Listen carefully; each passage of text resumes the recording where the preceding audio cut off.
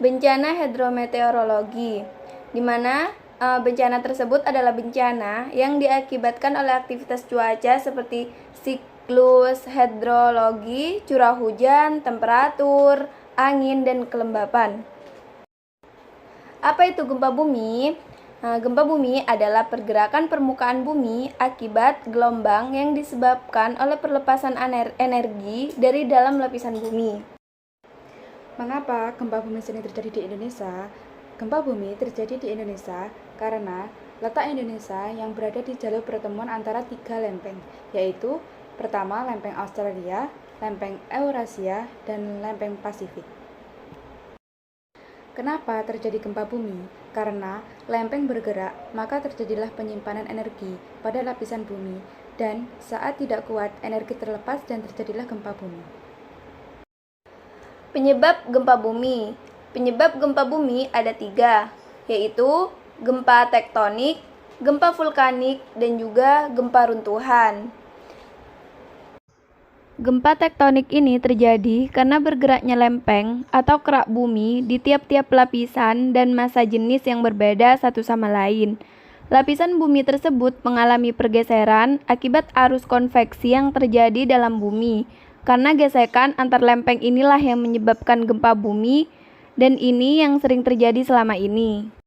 Yang kedua adalah gempa vulkanik atau gempa gunung api yang merupakan peristiwa gempa bumi yang disebabkan oleh gerakan atau aktivitas magma dalam gunung berapi. Gempa ini dapat terjadi sebelum dan saat letusan gunung api.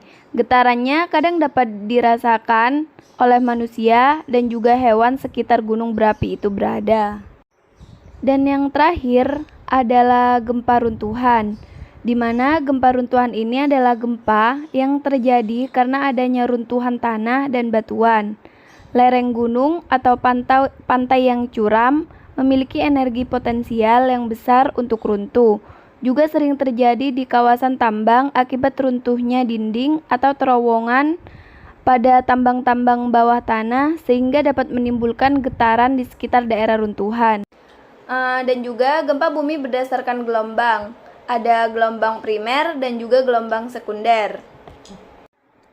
Gelombang primer disebut juga gelombang longitudinal, yaitu gelombang yang merambat di permukaan bumi.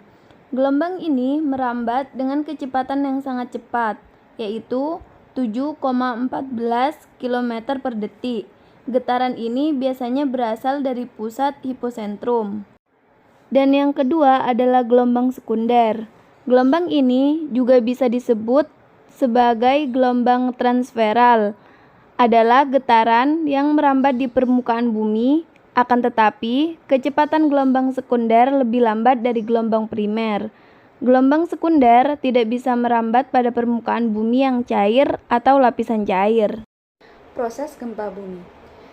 Gempa bumi disebabkan dari pelepasan energi yang dihasilkan oleh tekanan yang disebabkan oleh lempengan yang bergerak. Semakin lama tekanan itu semakin besar dan akhirnya mencapai pada keadaan di mana tekanan tersebut tidak dapat ditahan lagi oleh pinggiran lempeng, dan saat itulah terjadi gempa bumi. Gempa bumi yang paling parah biasanya terjadi di perbatasan lempengan kompresional dan transional. Ada 6 karakteristik gempa bumi. Yang pertama yaitu berlangsung dalam waktu yang sangat singkat. Yang kedua, lokasi kejadian tertentu. Yang ketiga, akibatnya dapat menimbulkan bencana. Yang keempat, berpotensi terulang lagi. Yang kelima, belum dapat diprediksi. Yang keenam, tidak dapat dicegah tetapi akibatnya dapat dikurangi. Akibat terjadinya gempa bumi. Berikut ini adalah dampak terjadinya gempa bumi. Yang pertama adalah longsor, tsunami, banjir, kebakaran, kerusakan lingkungan, rusaknya bangunan, dan juga terjadinya korban jiwa. Siaga saat bencana gempa bumi. Ada 3 tahapan dalam menghadapi bencana gempa bumi. Yang pertama yaitu prabencana, yang kedua saat bencana, yang ketiga setelah bencana gempa bumi. Dari penjelasan di atas, kita dapat mengetahui bahaya gempa bumi. Lalu, bagaimana cara kita menghadapi bencana gempa bumi?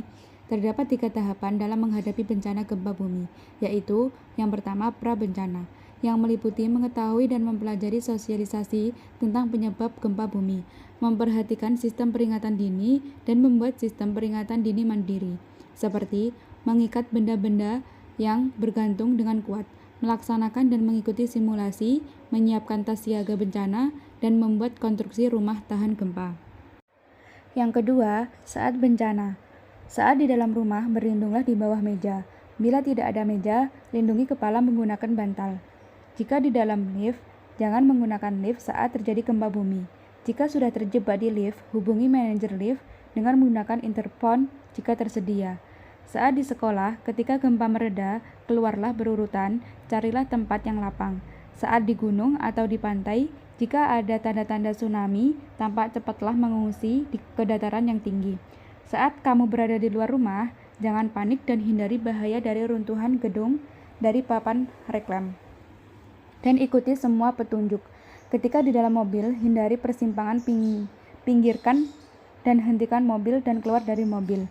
Saat di kereta api, pegang erat pada tiang atau kursi kereta sehingga tidak terjatuh saat kereta berhenti secara mendadak.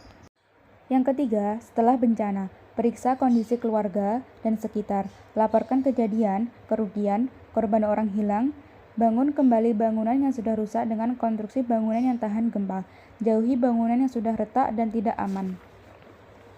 Bersama memperbaiki rumah dan sarana atau kerusakan sarana dan prasarana di sekitar wilayah bencana.